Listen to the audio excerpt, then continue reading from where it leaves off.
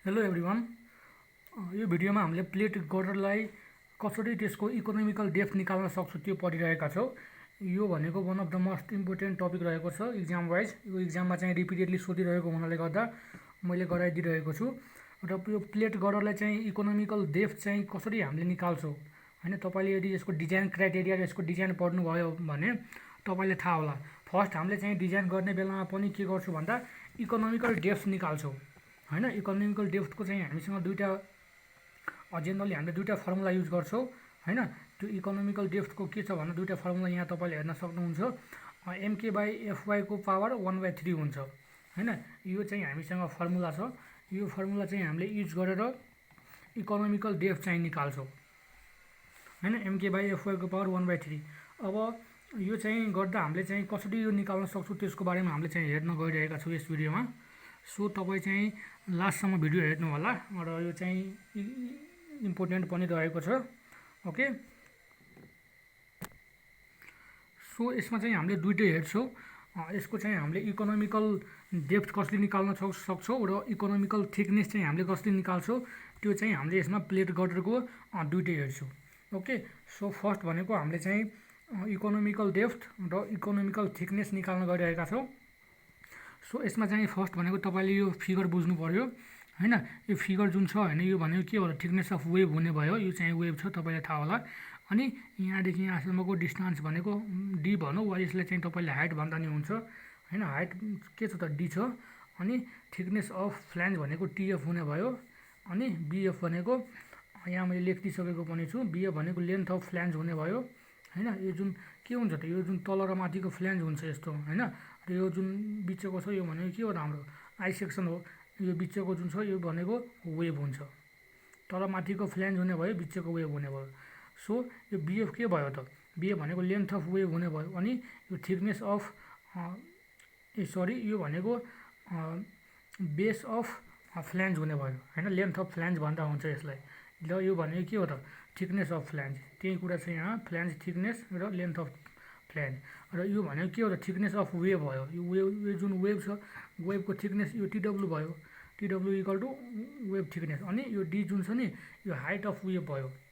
मतलब त्यसलाई depth of wave भन्दा पनि भयो हैन। सो अब चाहिँ फर्स्ट हामीले के गर्छौँ त भन्दा मोमेन्ट निकाल्छौँ। मोमेन्ट निकाल्नु पर्यो भने के हुन्छ त, मोमेन्ट इक्वल टु यो हुने भयो FY into BF into TF into यो हाम्रो हाइट कति छ, डी। सो मोमेन्ट निकाल्दा चाहिँ हामीले यो FY into TF into BF गर्ने हैन। त्यसले चाहिँ एफवाईले मल्टिप्लाई गर्ने र यो हाम्रो कति हाइटमा छ, डीमा छ। सो यसले डीले मल्टिप्लाई गर्नु पर्यो। So moment carried by flange कति आउने भयो त, FY into BF TF D. Okay, र मैले चाहिँ मात्र यो बिएफ र टिएफलाई राखेँ भने के भयो त, यो M by F Y into D हुन गयो। यो किन मैले गरेको छु यहाँ तपाईँलाई थाहा हुन्छ। अब एरिया निकाल्नु पर्यो। अब यसको एरिया कति हुन्छ त, यो बिएफ इन्टु टिएफलाई हामीले मल्टिप्लाई गर्यो भने यसको एरिया आउने भयो, यतिको एरिया आउँछ हैन, यतिको एरिया आउँछ। अब यसलाई चाहिँ तपाईँले 2 टाइम्स गर्नुभयो भने यो तलको पनि एरिया आउँछ हैन। सो मैले के गरेको त, बिएफ इन्टु टिएफलाई 2 टाइम्स मल्टिप्लाई गरेँ भने यतिको एरिया आउँछ। अब यो बिचको बाँकी भयो, बिचको एरिया कति हुन्छ, टिडब्लु इन्टु डी। सो मैले के गरेँ, टिडब्लु इन्टु डी गरेँ। सो के भयो त, यो पनि एरिया आयो। मतलब के भयो त, अब यसरी तपाईँले गर्नुभयो भने टोटलको एरिया आयो यसको, यसको र यसको। सो मैले एरिया निकालेँ। यसले चाहिँ मैले इक्वेसन नम्बर 2 दिएँ। त्यसपछि स्लेन्डरनेस रेसियो निकाल्नु पर्यो। स्लेन्डरनेस रेसियो इक्वल टु के हुन्छ भन्दा तपाईँको यो टोटल जुन यो डी छ नि वेभको हाइट, त्यो वेभको height by thickness of wave भयो हैन, डी बाई टिडब्लु भयो। यसलाई चाहिँ मैले इक्वेसन 3 माने। अब यो तपाईँले गर्नुभयो भने सिम्पली अब केही तपाईँले गर्नु परेन, जस्ट हामीले चाहिँ के गर्ने हो त, एरियाको फर्मुला लिनु। Area equal to 2BF into TF plus TW जुन थियो नि, त्यसमा हामीले चाहिँ के गर्ने हो भन्दा यो बिएफ र टिएफको जुन हामीले यहाँ भ्यालु निकालेका छौँ नि, त्यो बिएफ र टिएफको भ्यालु चाहिँ सिम्पली हामीले यसमा राखिदिने हो। ओके, सो यसबाट मानौँ तपाईँले बिएफ र टिएफ मात्रै तपाईँले लिनुभयो भने हाम्रो भ्यालु कति आउँछ त, यो जुन हामीले मोमेन्ट लिएका छौँ नि, यो जुन बिएफ र टिएफ मात्रै हामीले निकाल्यो भने यो कति भ्यालु आउने भयो, M by F Y into D. So मैले के गरेँ त, यो सिम्पली 1 इक्वेसनको भ्यालु मैले यहाँ राखेको, यो बिएफ र टिएफको सट्टामा कति भयो, M by F Y into D. अनि यो डी भनेको के छ त, यहाँबाट तपाईँले डीको भ्यालु लिनुभयो भने डी इक्वल टु के इन्टु टिडब्लु हुन्छ। किन भन्दा के इक्वल टु के छ त, डी बाई टिडब्लु छ नि त। अब डी इक्वल टु मात्रै लियो भने के भयो, टिडब्लु इन्टु के हुने भयो होइन। सो के भयो त डी इक्वल टु टिडब्लु इन्टु के हुने भयो। सो यसलाई मल्टिप्लाई गर्दा भने के भयो, सिम्पली 2m बाई के टिडब्लु इन्टु एफवाई हुने भयो होइन। अनि यो के छ त के टिडब्लुको स्क्वायर हुने भयो। ओके, सो आई होप तपाईँले बुझ्नुभयो होला। र मैले चाहिँ यहाँ सिम्पली के गरेको हो भन्दा यो जुन डी को भ्यालु छ नि, यो डी को भ्यालु चाहिँ मैले टिडब्लु इन्टु के गरेको हो होइन। एफवाईको एफवाई नै भइहाल्यो, यो के इन्टु टिडब्लु मैले यहाँ भ्यालु राखेको हो। सो मेरो कति आयो त, एरियाको भ्यालु यति आउने भयो। अब यसलाई म के गर्छु त, डिफ्रेन्सिएट विथ रेस्पेक्ट टु टिडब्लु। यसलाई मैले टिडब्लुको रेस्पेक्टमा, अब चाहिँ तपाईँले के गर्नु पऱ्यो भन्दा तपाईँलाई यदि इकोनोमिकल थिकनेस चाहियो भने थिकनेसले तपाईँले त्यसलाई डिफ्रेन्सिएट गर्नु पर्यो। र तपाईँले यदि इकोनोमिकल डेप्थ चाहियो भने तपाईँले यो डेप्थले त्यसलाई चाहिँ डिफ्रेन्सिएट गर्नु पर्यो होइन। डेरिभेटिभ तपाईँले निकाल्नु पर्यो त्यसको। अनि मलाई चाहिँ अहिले फर्स्ट मैले के गर्दैछु भन्दा थिकनेस निकाल्दैछु, त्यसपछि म डेप्थ निकाल्छु। सो मलाई थिकनेस चाहिएको भएले गर्दा मैले के गर्छु त, यो इक्वेसनलाई ए इक्वल टु 2m बाई के टिडब्लु एफवाई प्लस के टिडब्लु स्क्वायर छ नि, यसलाई मैले के गर्छु त टिडब्लुको रेस्पेक्टमा, हामीले चाहिँ इकोनोमिकल थिकनेस चाहिएको हो। सो इकोनोमिकल थिकनेसको रेस्पेक्टमा हामीले चाहिँ यसलाई डेरिभेटिभ गर्छु होइन। सो के हुने भयो त, ए इक्वल टु डिए बाई टिडब्लु हुने भयो। अनि यसको गर्दा कति आउँछ त, यहाँ चाहिँ माथि गयो भने -1 हुने भयो। So -1 into 2m by F Y into के, अनि टिडब्लुको के भयो त, टिडब्लु स्क्वायर भयो। आई होप तपाईँलाई यो डेरिभेटिभ आउँछ होला होइन।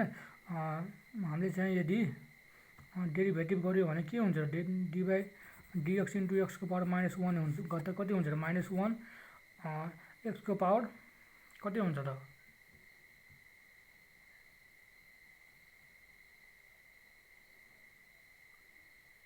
यहाँ -2 हुन्छ नि त होइन। अनि कति हुने भयो त -1 बाई एक्स स्क्वायर। यसरी चाहिँ हामीले गर्छौँ नि डेरिभेटिभ। सो कति हुने भयो त हाम्रो, किन भन्दा यसमा फर्मुला n -1 हुन्छ नि त, -1 गर्दा -2 हुने भयो। सो कति भयो त हाम्रो, यहाँ हेर्नु त, यो गर्दा -2 को माइनस यहाँ आउने भयो 2m बाई एफवाई इन्टु के इन्टु टिडब्लु स्क्वायर प्लस यो 2 यता आयो 2k इन्टु टिडब्लु भयो। अब डिए बाई डिडब्लु चाहिँ के गर्छु त, हामीले 0 गर्छु, किन भन्दा मिनिमम भ्यालु चाहियो भने यसको हामीले के गर्नुपर्छ त, 0 गर्नुपर्छ। सो मैले 0 गरेँ भने यो माइनस छ भने यता आयो, अनि यो प्लस यता गयो, अनि टिडब्लु इक्वल टु के भयो त, यो सबैको ए नै भइहाल्यो। र बाई चाहिँ तल के आयो त, यो 2 र 2 क्यान्सल भयो, बाई के आउने भयो, यो के र यो के मल्टिप्लाई गरेर एफवाई के भयो स्क्वायर भयो। अब यो के भयो त, यो टिडब्लुको पावर क्यू छ नि त हामीसँग, यसले तपाईँले यसरी बुझ्दा पनि भयो। टिडब्लु इक्वल टु के भयो त हाम्रो, यो टिडब्लुको क्यू भयो, टिडब्लु क्यू इक्वल टु यो 2 र 2 पनि क्यान्सल भयो, एम बाई एफवाई के स्क्वायर भयो होइन। अब माथि मलाई टिडब्लु चाहियो भने यो जुन 3 छ नि क्यूमा, यो क्यू चाहिँ कहाँ जान्छ, यहाँ जान्छ, यदि मैले माथि टिडब्लु लिएँ भने। सो टिडब्लु कति भयो त, एम बाई एफवाई इन्टु के स्क्वायरको पावर 1/3 हुने भयो। सो यो इक्वेसन के भयो त, हामीलाई टिडब्लुको भ्यालु भयो। So equation 4 gives the economical thickness of plate girder होइन, थिकनेस अफ प्लेट गर्डर दिनुभयो यसले। अब चाहिँ हामीलाई के चाहियो भने यदि तपाईँले इकोनोमिकल डेप्थ चाहियो भने हाम्रो इक्वेसन त सेम त्यही नै हुन्छ। यो जुन हाम्रो थियो नि 2 times BF into TF plus DTW, so यो 2 नै हुने भयो। मात्रै हामीले के गर्यो त, बिएफ र टिएफको भ्यालु पनि त्यही नै भयो, M by F Y into D र डिटिडब्लु, यो ए नै भयो। तर चाहिँ हामीले के गर्नुपर्छ भन्दा यसमा डीलाई हामीले चाहिँ केमा कन्भर्ट गरेका थियौँ त, टिडब्लुमा कन्भर्ट गरेका थियौँ, तर यहाँ चाहिँ डी नै हामीले राख्ने हो होइन। अब चाहिँ के भयो त हाम्रो, यो 2 यहाँ आउने भयो, 2 मा एफवाई डी इन्टु अब टिडब्लु छ, अब टिडब्लुलाई हामीले चाहिँ डीमा कन्भर्ट गर्ने हो होइन। सो अब के हुन्छ त, टिडब्लु इक्वल टु तपाईँले यदि यहाँबाट हेर्नुभयो भने टिडब्लु इक्वल टु के हुन्छ त, टिडब्लु इक्वल टु डी बाई के हुन्छ नि त हाम्रो यो इक्वेसनबाट। सो के हुने भयो त हाम्रो, टिडब्लु इक्वल टु डी बाई के हुने भयो होइन। अब के भयो त, यसले चाहिँ यदि हामीलाई चाहिँ अब इकोनोमिकल डेप्थ चाहियो भने हामीले डिफ्रेन्ट डेरिभेटिभ के को रेस्पेक्टमा गर्नु पऱ्यो, डी को रेस्पेक्टमा गर्नु पऱ्यो। So now differentiate the differentiating this equation with respect to D. So के भयो होला डी बाई तपाईँले चाहिँ डीमा गर्नु पऱ्यो है त, यहाँ मैले मिस्टेक गरेको छु।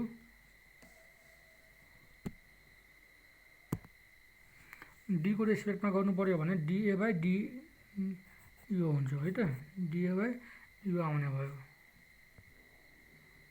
होइन। यो गऱ्यो हामीले चाहिँ कति आयो त, सिम्पली हामीले चाहिँ भ्यालु भनेको यही इक्वेसनबाट लिने हो। यो इक्वेसनको भ्यालु चाहिँ हामीले यहाँ लियो र एम बाई एफ वाई यो छँदै थियो, मात्रै के गर्यो त हामीले यो जुन टिडब्लुको भ्यालु थियो नि यहाँ टिडब्लु, सो हामीले चाहिँ टिडब्लुलाई डीको टर्ममा लियो। डीको टर्ममा लियो भने के हुन्छ T W equal to D by K, त्यति मात्रै गरेको हो, T W equal to D by के।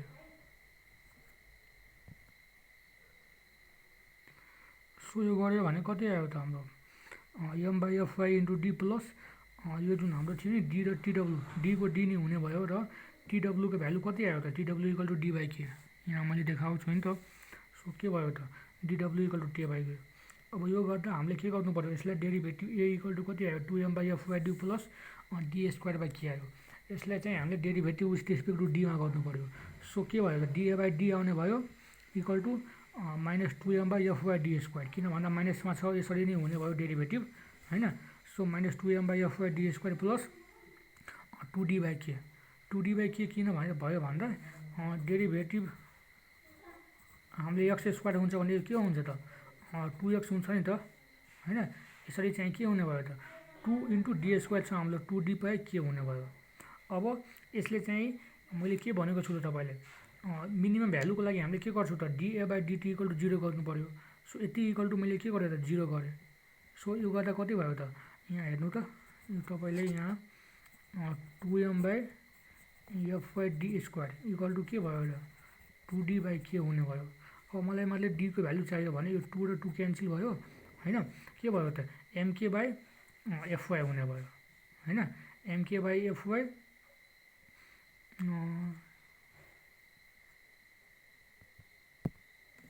के भयो 2 2 क्यान्सल भयो होइन, अनि एउटा डी पनि क्यान्सल भयो एउटा डी पनि क्यान्सल भयो। के भयो त अब यो चाहिँ डी यता जाने भयो होइन र यो के यता आउने भयो। के भयो त एमके बाई एफवाई भयो, D equal to M K by F Y, M K by F Y. अनि हाम्रो चाहिँ यो डी स्क्वायर छ नि त होइन, डी के कति हुने भयो त हाम्रो यहाँ हेर्नु त सरी यहाँ मैले काटेको छु, यो भनेको डी स्क्वायर छ यो डी छ, यो भनेको के हो त यो डी क्यू भयो होइन। सो यो डी क्यू भयो क्यू अब मतलब मलाई डीको भ्यालु चाहियो भने के हुन्छ त यता गयो भने 1/3 हुने भयो। सो डी इक्वल टु के भयो एमके बाई एफवाईको पावर 1/3। यसरी चाहिँ हामीले के गर्छौँ त which gives the economical depth of plate girder. यसरी चाहिँ हामीले प्लेट गर्डरको दुइटै निकाल्यो हामीले, थिकनेस पोइन्ट निकाल्यो र त्यसको इकोनोमिकल डेप्थ पोइन्ट निकाल्यो। सो आई होप तपाईँले बुझ्नुभयो होला होइन, केही बुझ्नु भएन भने प्लिज कमेन्ट गर्नु होला। र यसलाई चाहिँ समराइज गर्नु पऱ्यो भने तपाईँले चाहिँ यसको एरिया निकाल्नु पऱ्यो होइन। एरिया इक्वल टु के भयो त 2 times of BF into TF plus DTW र यसमा चाहिँ मोमेन्ट निकाल्नु पऱ्यो। मोमेन्ट इक्वल टु के भयो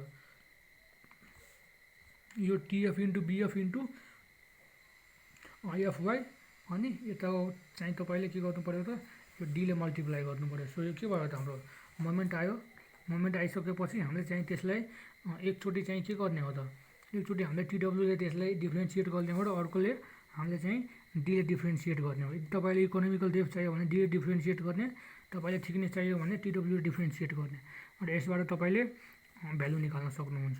ओके, सो आई होप तपाईँले बुझ्नुभयो होला। Thank you very much, see you in next video. र तपाईँले भिडियो राम्रो लाग्यो भने प्लिज च्यानललाई सब्सक्राइब गरिदिनु होला र भिडियोलाई लाइक पनि गरिदिनु होला। Okay, thank you very much, see you in next video.